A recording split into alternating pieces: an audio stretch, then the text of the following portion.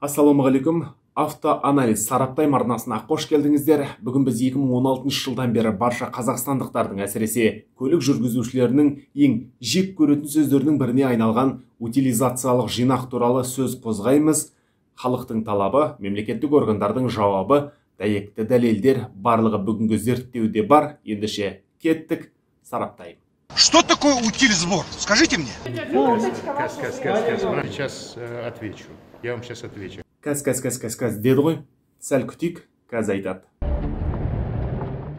Утилизациялық жинақ елімізде 2016 жылдың 1 қаңтарынан бастап енгізілді. Ол кездегі әу бастағы оның басты миссиясы экологиялық проблемаларды шешу және Қазақстанның автопаркінің жаңарту болатын. Так, что нам говорили чиновники? Что утильсбор поможет обновить автопарк.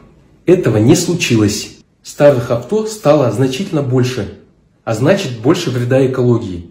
То есть экологические цели за счет этого не достигнуты.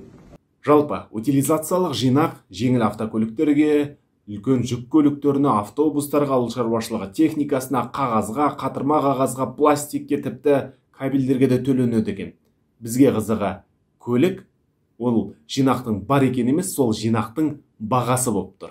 100 евро максимальный сбор во всех странах. В Канаде за то, что ты на утиль машину сдал, наоборот, тебе государство говорит спасибо и приносит тебе деньги от 500 до 700 долларов.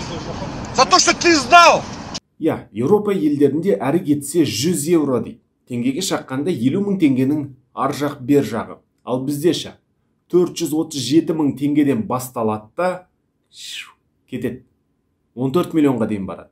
Енді 14 миллионы жеңіл көліктерге қатысты емес, ауыл шаруашылығы техникасына қатысты, дегенмен жеңіл көліктеріне де кемінде 4, 5, 6 миллионға дейін баруы мүмкін.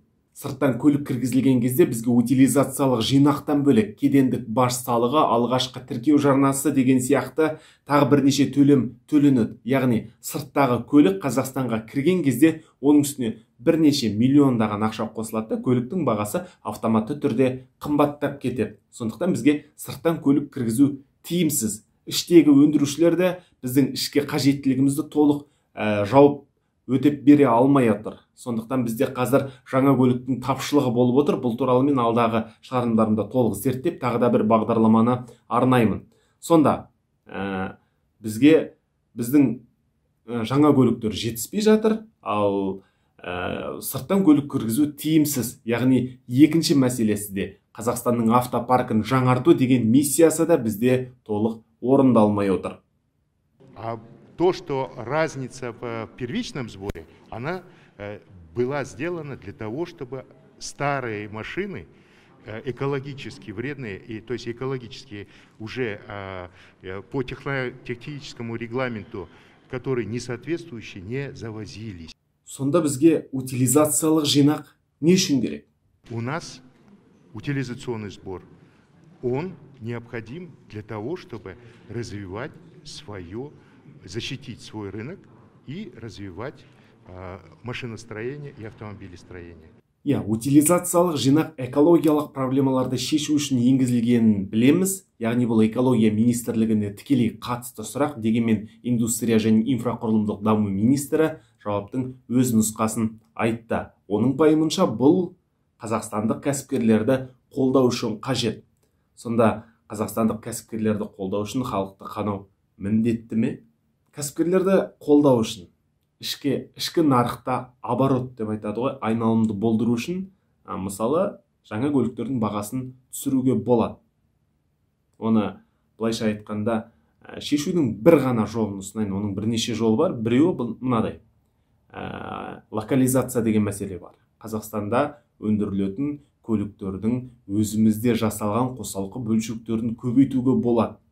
Яғни кез келген көлікті алып, оның дискісі дейміз, шинасы дейміз, рөлі дейміз, қозғалтқышының кейбір бөлшектері, қорабының бөлшектері, шанағының бөлшектері кез келген Қазақстанда өзіміз өндіретін болсақ, оның өзіндік құны едәуір төмен болады. Сонда теңгеге шаққанда күн сайын шарықтап өсіп бара жатқан доллармен біз шетелден оның қосалқы бөлшектерін сатып алмаймыз. Яғни өзіндік құны төмендеген сайын оны оның бағасын төмендетуге болады. Бұл туралы президент жылына бірнеше рет тапсырма береді. Жергілікті өндірісті дамытыңдар деген оны үкімет кәсіпкерлерге тапсырады. Кәсіпкерлер 2023 жылдан бастап мына көліктің осыншама пайызын Қазақстанда өндіретін болдық деп жар салады, дегенмен орындалмайды. Себебі қадағалау жоқ. Сосын баяғы жартас сол жартас болып қала береді.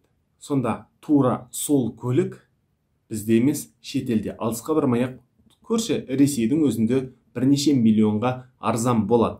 Дегенмен оны Қазақстанға алып келу үшін жаңағы айтқан жарналардың барлығын төлеу керек болады, бағасы тағы қымбаттайды. Ал ол жарналарды бізге нақты әкелмеу үшін енгізіп қойған жаңа министр өзі мойындады. Утилизациялық жинақтан жиналған ақша қайда кетіп жатыр?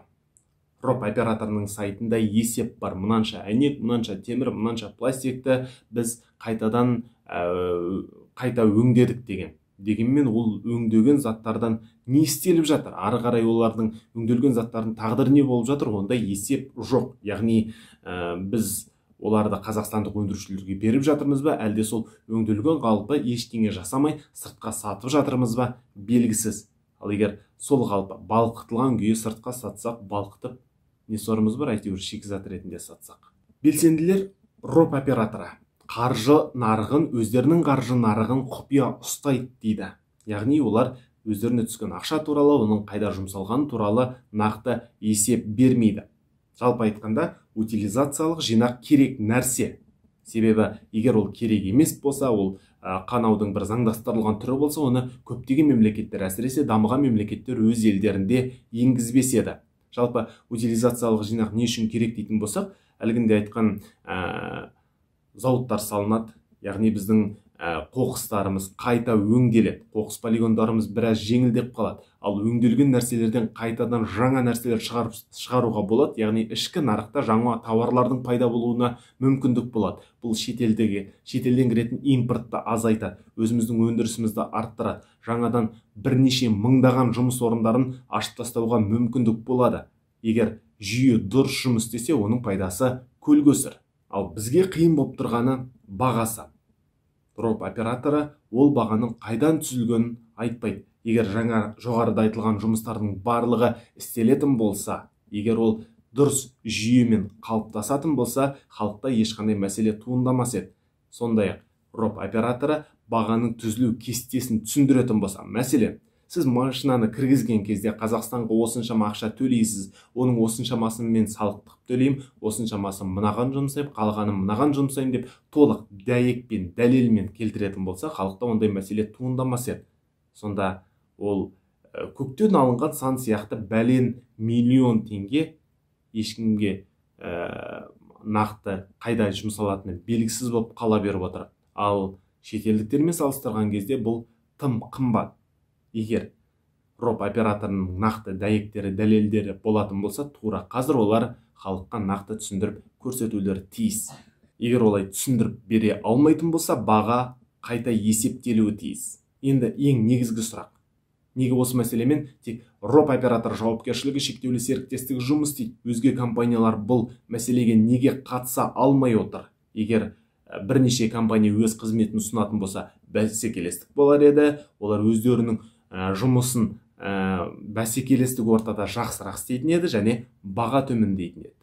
Халық сұрап отыр, мемлекеттік органдардан роп операторынан әзірге нақты жауап жоқ, яғни сауал әлі де ашық қалып отыр. Егер де бағаны төмендететіндей жағдай болатын болса, айналамыздағы адамдар, тіпті өзімізде анау 92-ші жылғы Аудидің капотын күнді ашып, әрең оталдырып жүрмес едік, бәріміз бір жаңа тұлпар мініп алуға толықтай мүмкіндігіміз болатын еді. Әзірге осы, арнаға жазылыңыздар, пікір қалдырыңыздар, лайк басыңыздар, болашақта қандай тақырып қызық екендерін айтыңыздар. Тағы да зерттеуге дайынмын. Айтпақшы, осы аптадан бастап Қазақстанда бірнеше бағыттағы жолдар ақылы болды ғой. Ол бізге несімен пайдалы, жалпы пайдасы бар ма, жолдың сапасына әсер ете ме, дифференциалды төлем деген нәрсе бар. Ол не? Осы сұрақтарға жауап беріп келесі шығарылымда толық айтамын. Ендеше арнаға жазылып қойыңыздар. Жүздескенше.